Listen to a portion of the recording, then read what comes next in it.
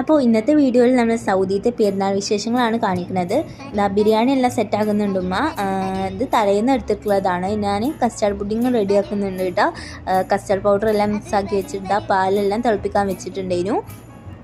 അങ്ങനെ custard mix എല്ലാം റെഡിയാക്കിയിട്ട് നമ്മൾ പുഡിങ് ട്രേയിൽ സെറ്റാക്കാൻ പോവുകയാണ്. അങ്ങനെ ഫസ്റ്റ് ലെയർ ഞാൻ ബ്രെഡ് വെച്ചിട്ടുണ്ട്. പാല് വെച്ചിട്ട് ജസ്റ്റ് ബ്രെഡൊന്ന് സോക്ക് ചെയ്യുന്നുണ്ട്.